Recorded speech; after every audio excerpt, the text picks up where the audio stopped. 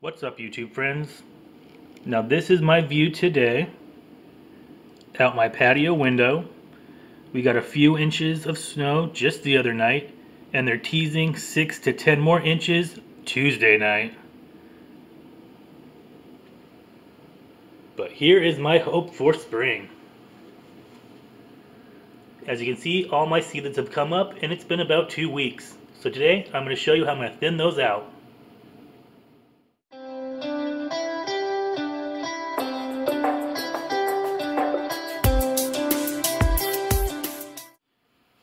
Here's a close-up of my babies, and as you can see, most of them came up, except for number 12.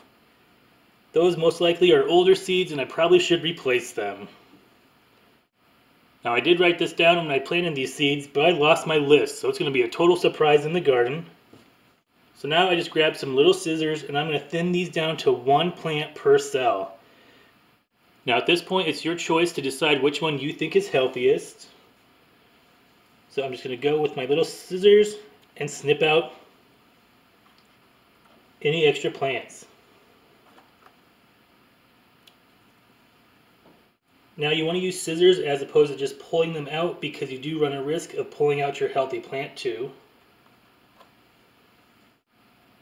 Now these seedlings were very low maintenance. All I did was water them every other day when they looked dry, and I rotated the tray every day. That's it. So I thinned out all the tomato plants, and they're looking really good.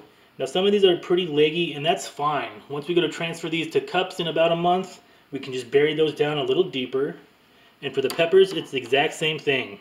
I'm going to thin it to 1 plant per pod, except for right here where only 4 came up.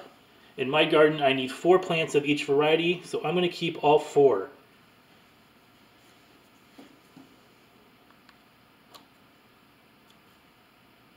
And now onto the eggplant, and I'm really excited. Almost every seed I planted finally germinated. Now I know I have a good batch of seeds. So I'm just going to go ahead and thin this down to 1 plant per cell.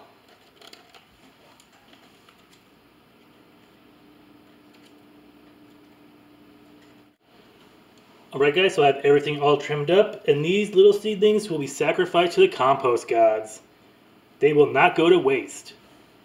Now right now, when the tomato plants start to get their true leaves, you can start watering with a half-strength fertilizer.